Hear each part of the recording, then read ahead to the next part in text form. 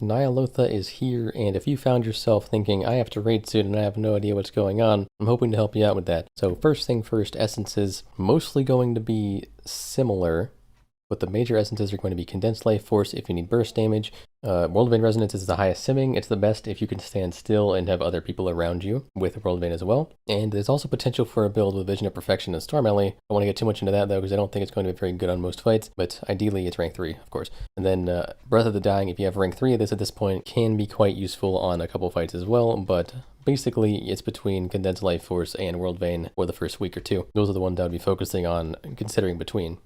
For miners, I do recommend simming for the most part, but there are a couple that you can kind of lock in without having to sim. First one is Conflict and Strife. Rank 3 is pretty much just the best overall. It is the highest damage, and it is also a versatility, which means damage reduction. Essence of Focusing Iris is really good as well if you can keep the stacks up, but you may lose the stacks on some bosses, so keep that in mind. And then Crucible of Flame is another good one. It's kind of an overall versatile essence. Then you have Blood of the Enemy and Breath of the Dying as two other options depending on the situation. Breath of the Dying being specifically if you need execute damage and have rank 3. I wouldn't recommend this if you don't have rank 3.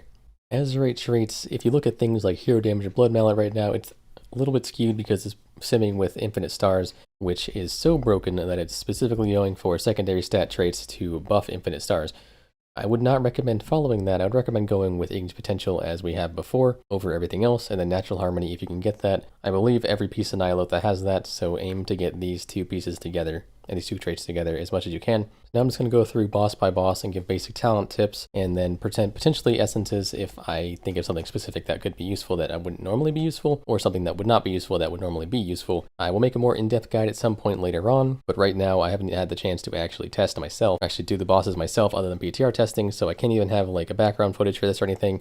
I just kind of want to give you guys a guideline, so I don't want to get into too much detail. I will make another video, like I said, once I clear Mythic probably, and it'll be more of like a Mythic kind of guide. If you want more information on how to actually play the fight, I have a link in the description for you. Is a spreadsheet by Altana that has some really good information there. And then Storm with Lava should be updated soon to have a raid guide as well. But this one, I'm just going to go over talents real quick if you're just looking for something quick and easy. For Wrathion, I would play the basic single target build with Windrush Totem as well for the high movement phase, the Burning Cataclysm. Otherwise, you're pretty much just a single target fight with a little bit of dotting during the shard phase, a little bit AoE.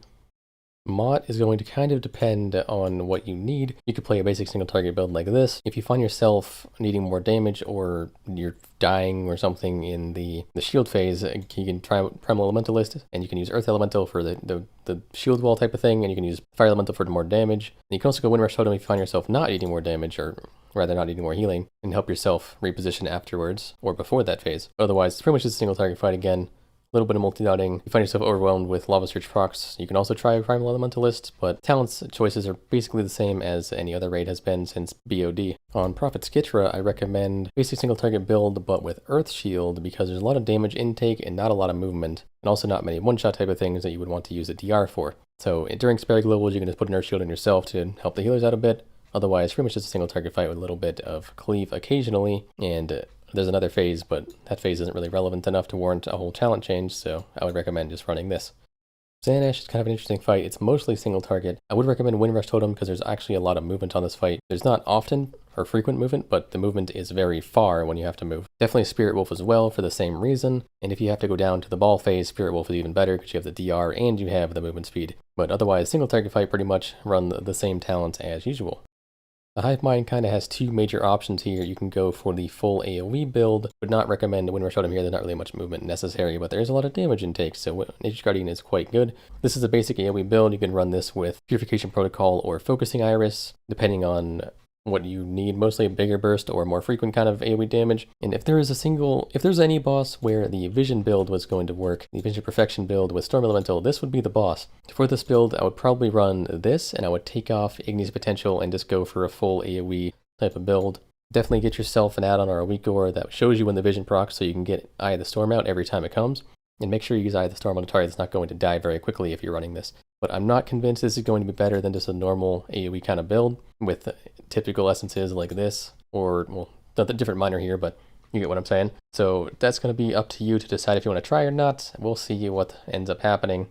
Shadhar is pretty much entirely a single target fight with a lot of movement at the end, but it's not very far movement, so I would not recommend going Windrush Totem, and pretty much just a single target fight again, but if you need more damage in the last phase, and you had rank 3 Breath of the Dying, that's a really good fight for that essence, because the last phase is actually probably going to be the hardest part. We'll see if that ends up being true, but I do believe that'll be the hardest part. So consider that if you have rank 3, if not, then just typical single target setup and go from there.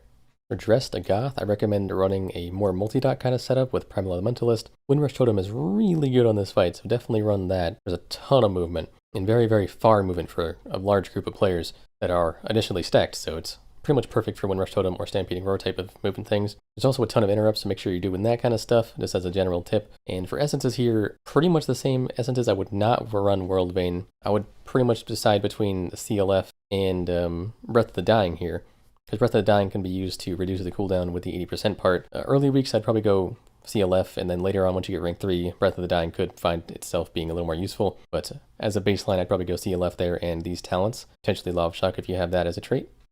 Ny'alotha is another boss where I'd recommend a pretty much single target setup, despite there being some ads. The ads don't really last long enough to get much use out of things like Primal Elementalist, because I don't think you're going to have too many Lava Surge procs to handle Ice Fury, and there is a good amount of movement in which Ice Fury is going to be very useful for. So I do think this will be the best talent build, and another boss where Windrush Totem is going to be super useful. There's multiple intermissions that require a very large amount of raid movement, and that's where Windrush Totem can come in really handy. So make sure you're using that for this fight, unless you desperately need the healing, which you probably won't.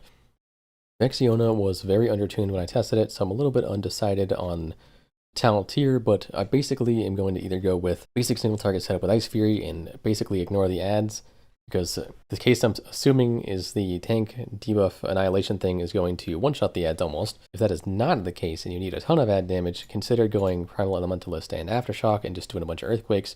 If the ads do get one-shot but you aren't killing them for more than like 12 seconds or so, if they're out for that long, consider going something like this and running Lava Shock so you can multi-dot the ads and focus the boss. If they're out frequently and also out for a long time, but you don't need to do damage to them, you can even run Surge of Power, so you have lots of options here depending on how long the ads last, but I think the most optimal build is probably just going to be a basic single target build, or some sort of hybrid build where you're multi-dotting with Lava Shocks, but not really doing any AoE. Rondon is another one that is kind of on the fence between a single target build and a multi-dot build. It all really depends on how long the ads last and what you need to do to them. If you just want to AoE the ads down, I would go this build and just drop Earthquakes.